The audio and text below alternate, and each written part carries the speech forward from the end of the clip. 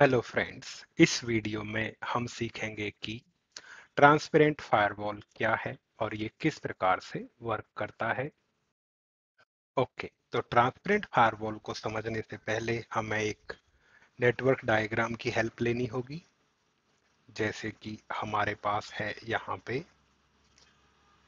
एक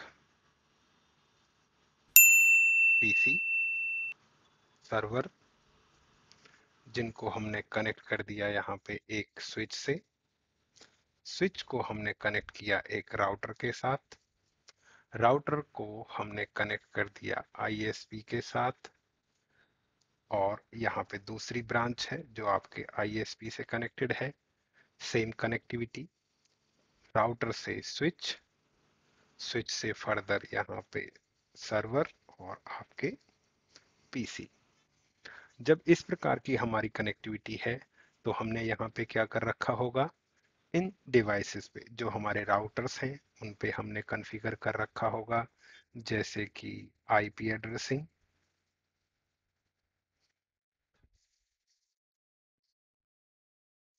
हमने कॉन्फ़िगर कर रखा होगा राउटिंग, नेटिंग, वीपीएन और कोई भी आपकी पॉलिसीज हो सकती हैं। तो दोनों ब्रांचेस के बीच में हमने यहाँ पे वीपीएन भी कॉन्फ़िगर कर रखा है, आईपी एड्रेसिंग और राउटिंग हो रखा है। अब हमें जरूरत पड़ी कि जो ये हमारे रिसोर्सेज हैं, इस तरफ वाले या इस तरफ वाले, इनको हमें सिक्योर करना है। तो सिक्योर करने के लिए हमें लगाना पड़ेगा फायरवॉल। फायरवॉल कहाँ पे लगेगा? फायरवॉल लगेगा आपके राउटर के स्थान पे।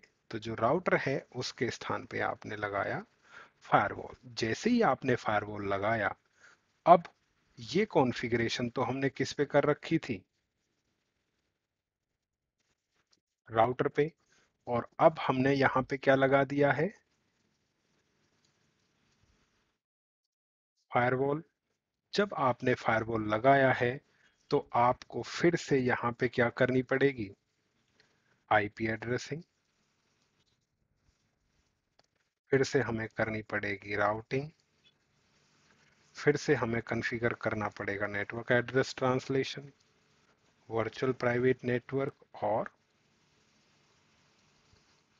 पॉलिसीज जो भी आपका है। अब जब ये चेंजेस हम करेंगे तो हमें टाइम भी लगेगा। और दूसरा, जितना कॉन्फ़िगरेशन राउटर पे कर रखा था, क्या वो चीजें सारी की सारी फायरवॉल पे चलती हैं या नहीं, इस चीज को भी हमें यहाँ पे देखना होगा। तो ये जो प्रोसेस है ये टाइम टेकिंग प्रोसेस है। और इसमें ये भी देखा जाता है कि जो वीपीएन आपने राउटर पे कॉन्फ़िगर कर रखा था वो इस फायरवॉल पे कॉन्फ़िगर होता है या नहीं। दूसरा, वो वीपीएन इस फायरवॉल की इस राउटर के साथ जो है इंटर ऑपरेबिलिटी है या नहीं। कई सारी चीजें यहाँ पे देखनी पड़ती हैं कि ये किस वेंडर का है, उसके साथ उसकी जो कॉन्फ़िगरेशन है वो कॉम्पिटिबल है या नहीं है। तो पहला, समय लगेगा कॉन्फ़िगरेशन करने में। दूसरा, हमें उस लेवल का आना भी चाहिए। अब यहाँ पे जो हमारा प्राइमरी ऑब्जेक्टिव है वो ये है कि डेफिनेटली हम सिक्योरिटी चाहते हैं, लेकिन हम अपने नेटवर्क को दोबारा से यानी कि आईपी एड्रेसिंग, राउटिंग, नेटिंग और वीपीएन नहीं कॉन्फ़िगर करना चाहते। एग्जिस्टिंग इंफ्रा को ही यूज करना चाहते हैं। एग्जिस्टिंग इंफ्रास्ट्रक्चर के अंदर हम कोई भी ज्यादा चेंजेस नहीं चाहते। पहला, चेंजेस हम नहीं कर सकते, but still we want security. तो इस प्रकार के सिनेरियो में हम राउटर को राउटर के स्थान पे ही रहने देते हैं। तो जो राउटर रहेगा वो आपका एज इट इज वहां लगा रहेगा जहां पहले था। तो हमें किस चीज की जरूरत नहीं पड़ी, दोबारा से आईपी एड्रेसिंग की, राउटिंग की, नेटिंग की, वीपीएन की जरूरत नहीं पड़ी, ना ही राउटर पे पॉलिसीज को कॉन्फ़िगर करने की जरूरत पड़ी। तो फिर फायरवॉल को कहाँ पे लगाएंगे? फायरवॉल को राउटर के स्थान पे नहीं लगाया जाएगा।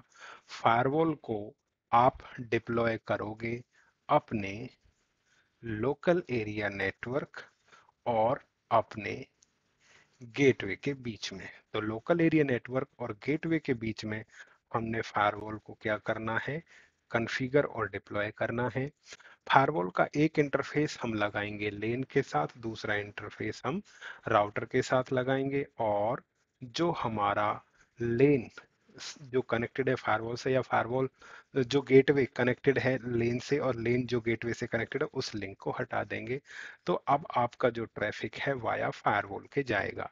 अब फायरवॉल का जो इंटरफेस होगा 0x0 अथवा 0x1 जो भी है, एक इंटरफेस को हम यहाँ पे नाम देंगे इनसाइड और दूसरे को नाम देंगे आउटसाइड। और फिर यहाँ पे हमने क्या डिप्लॉय करना है? फायरवॉल पॉलिसीज हमने यहाँ पे डिप्लॉय करना है। तो जब भी ट्रैफिक इनसाइड से आउटसाइड अथवा आउटसाइड से इनसाइड आएगा, तो वो फायरवॉल पॉलिसी से होके आएगा।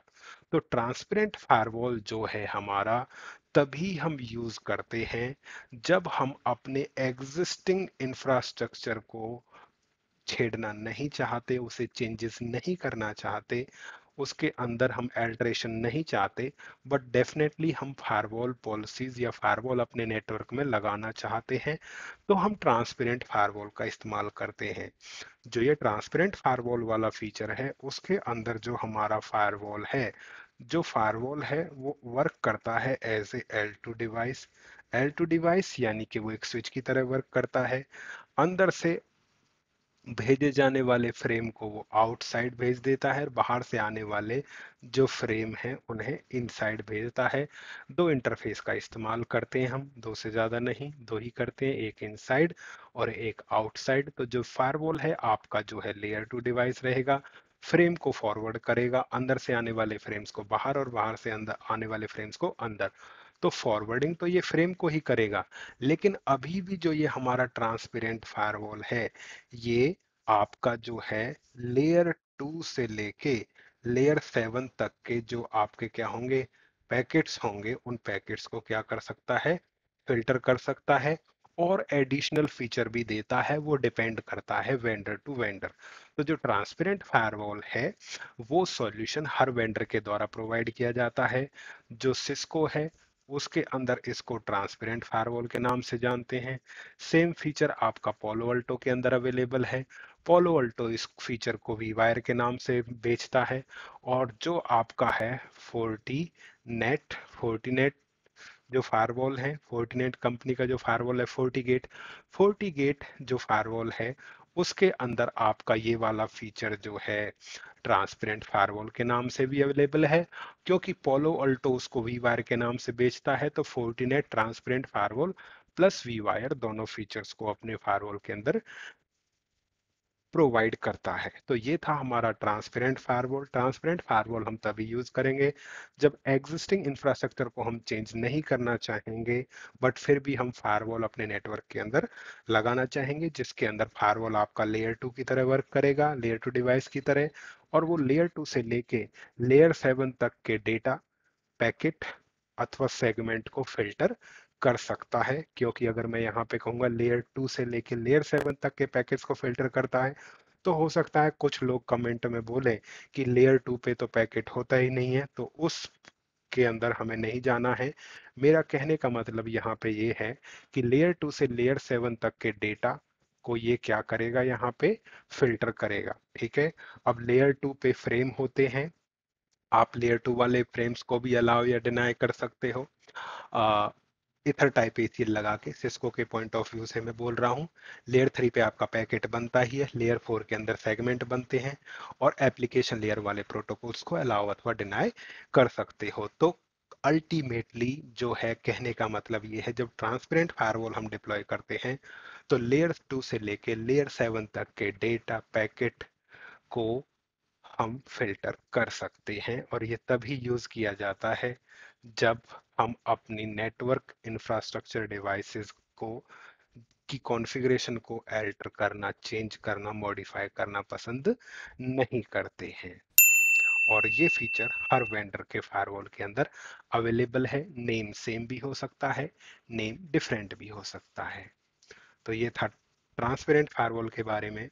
और नेक्स्ट वीडियो में हम यहाँ पे सीखेंगे कि सैंडबॉक्स इंस्पेक्शन क्या है। धन्यवाद।